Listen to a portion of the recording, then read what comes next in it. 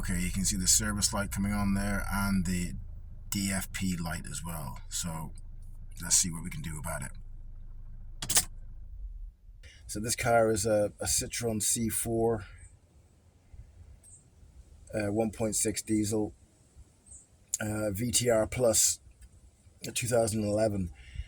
So this car is different from the other video that I seen. I think it was a Citroen Picasso or something like that. I was watching this video of these two English guys, and they removed the diesel particle filter. All right, so this has been bothering me for about 6 months now, and the garages have even been bothering me even more because they wanted to recondition this or regenerate it, and they also wanted to take it out completely and bypass it, which is not a good idea, I don't think, anymore. So I've done a lot of looking into which is the best thing to do. The good thing about this car is that the heat shield here, pardon me, is not covering the bolt here. You can't really see it from the video there. So the bolt is here and the heat shield is under it. So there's two bolts. There's this one, and then this is connected to the sensor here. It's a bit dirty. This is the sensor. So as far as I know, and this hopefully now is connected to the, this will be connected to the DP filter fluid. So it will come through here, I suspect, unless there's another connection that I'm not seeing at the moment. So this is easier to take out than the other video that I seen, the C4 Picasso, I think it was, Citroen, because like I said, he had to take the heat shield off his one. But this one is good because, let me see if I can just show you this quickly. It's hard with this camera. Here, it's over the heat shield. So there's this one, and then there's this one. And this nut here is connected to the sensor. Okay, so I had a problem with this nut because I couldn't crack it, right? And I didn't want to ring it. So my sister rang her boyfriend in England, and he was with this guy. He was specializes in cars. So I didn't want to ring this nut, and I couldn't undo it.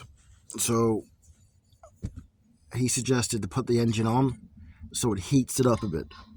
All right, and this was a good idea. I didn't think of it. That's why I wanted to ring someone who'd done it before for this DPF filter, right? So put the engine on, let it heat up a bit, and when it heated up for about 10 minutes, it wasn't even that hot really, to be honest. It was actually kind of warm, and I got it off. So you don't want to ring that nut.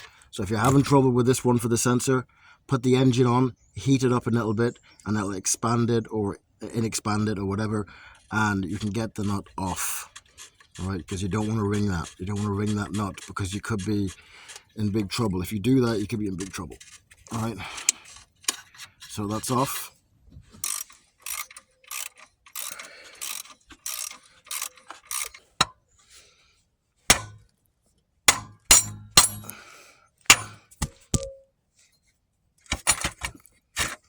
There you bitch. Here we go. Be careful with this here. Look, there's like a little coil thing there. Take that off, but just remember where it goes back. Okay, just remember where that goes back. Okay, take that off there now. Okay, it goes that way.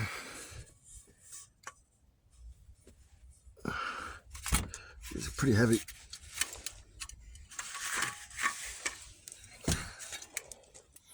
Alright, so there's the filter that's off.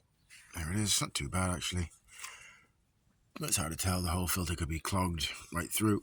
So next thing I'm going to do is I'm going to clog this up. I'm going to put something in here and then tape it all up.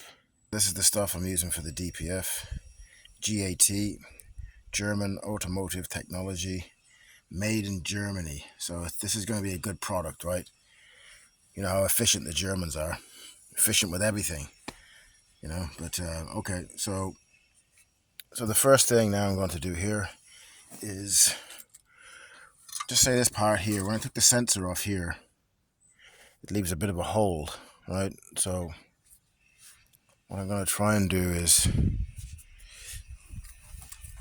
I have to clog all these things up, right, so they don't so it doesn't leak out.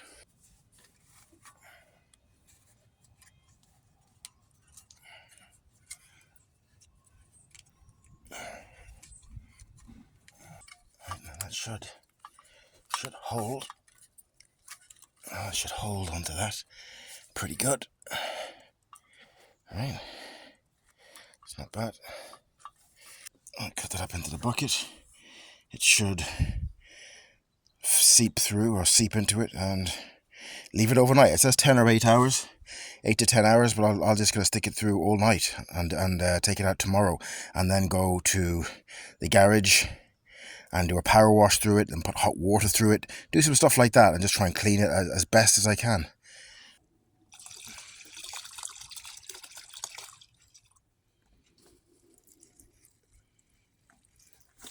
Maybe stick a bit of stuff in raw this way as well. You see if it comes through as well. Hopefully it doesn't. Okay, it's pretty good.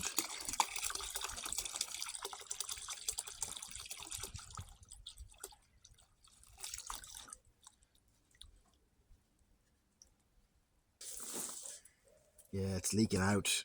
Either it's yeah, I think it's leaking out. That's a shame, because it hasn't been settled in right.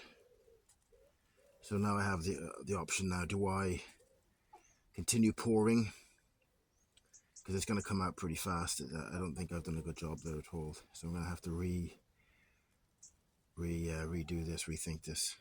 What I've done with this as well, as I put an ice cube bag, plastic, and I got a very strong cable tie and tied it there on the small one where the sensor goes in. Yeah, so when you do a mistake, it's okay. Like I said, mistakes are okay, dude. Mistakes are good. They're not good, but they're kind of like they're necessary when you haven't done something before. That didn't work. Just with the masking tape, it leaked out. So this will work. So you put the cable tie on. There we go. Now you can tighten that right up. Really tight, doesn't it? So it's like nearly so tight that it's not going to go anywhere. Now the plastic, it won't come out through there. I might put actually a second cable tie on it as well. Might as well, just around it. All right. So don't do what I done. If you're watching this video, put cable ties maybe and plastic, and we'll see if this works. Because you don't want it leaking out. You want it so it's not leaking out at all, really. Okay.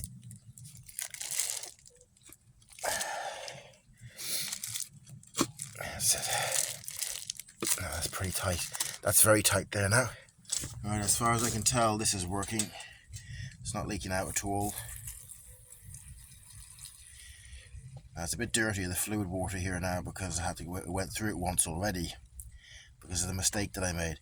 But if you see this video, you won't make the same mistake I made, which is putting just masking tape and a sock into the exit pipe will not work. You need to get cable ties and use plastic, thick plastic if you can, over it. Alright, so there you can see there's no leak down there at all, nothing. And it's staying right at the brim, so that's a success. Alright, some hot water down it, then I'll do a power wash. Shit. In a sec.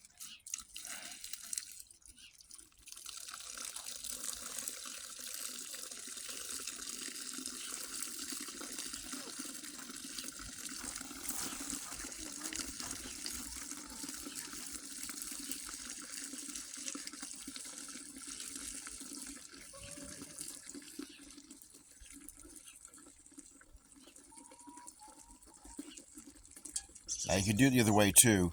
I've done it the other way a few times as well. But I'm going to do it this way too.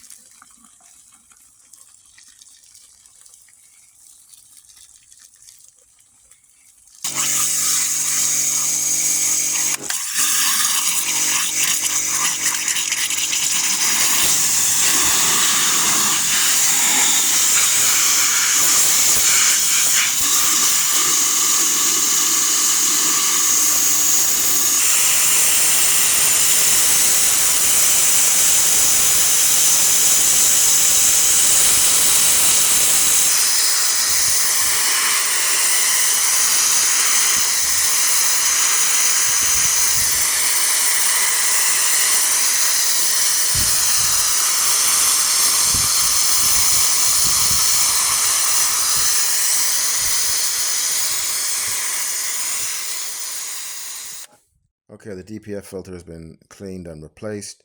The light is still on in the car, so I went to see a guy at his garage, and he put it through the system to see if he could get the lights off, and it comes up on his computer that it is the additive pump. Now, I've heard that before. Another guy put it onto his computer before, and he said it was the pump as well. So I was kind of half expecting that too. So he said he can get the pump for about 400 or 500 quid, but I'm not going to do that. I'm going to look on eBay and see if I can get it a bit cheaper now myself and put it in myself as well. Try and save a few quid and problem solve myself.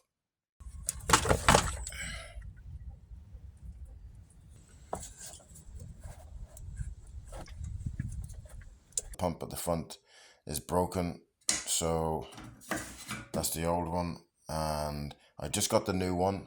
So this was taken off the car about 4 or 5 days ago, so I got a new one on eBay. All that's really broken on actually is the pump here at the front, so it's actually not even that expensive, but if you just got the pump on its own. But anyway, put it to the side.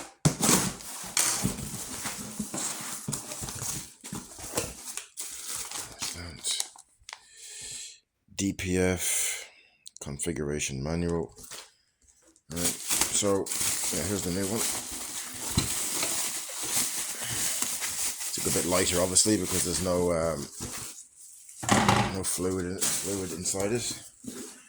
All right, yeah, it's the exact same one, which is great.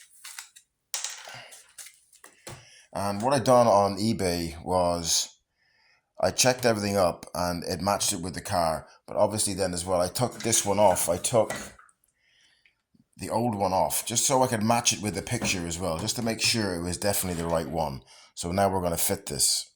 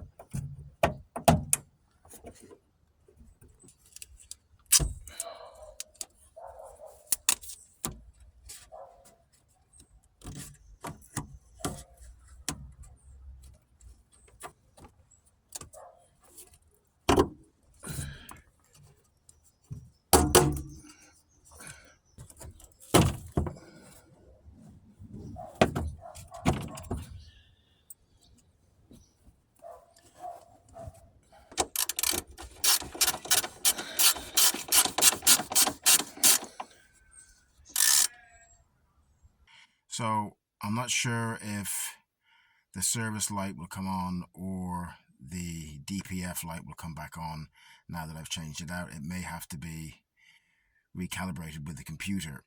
So we'll see. I'm not quite sure, so we'll give it a go.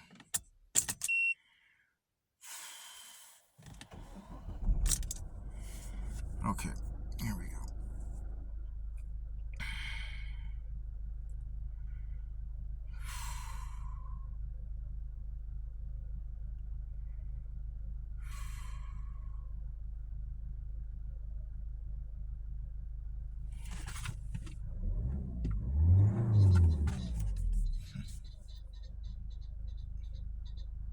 Easy, Owen. There's the pheasant out there. Look, you going. What's wrong, bro? What's up? You just got food. What's going on? Great, now the rooster's at it. Jeez, they're all out, man. Anyway, wow. Service light is not coming back on, and the DPF light is not coming back on either. I'm very surprised by that. I'm very surprised that it didn't come back on, because when I talked to the mechanic, he said that it's going to have to be recalibrated through the computer, and I've heard that many times, even through and on the internet, and it's not coming on. So job done. And instead of it costing me the two jobs, the DPF clean out and filter change, and the other job with the that I was told was the steering rack, but it ended up not being the steering rack. It ended up being just a simple ball joint that the mechanic missed, either on purpose or by accident. I'd say it was on purpose, even though I can't prove that, because who's going to miss a fucking ball joint? Anyway, so the jobs were done myself. The additive tank was purchased. It was only like 150 euros with all delivery charges and everything.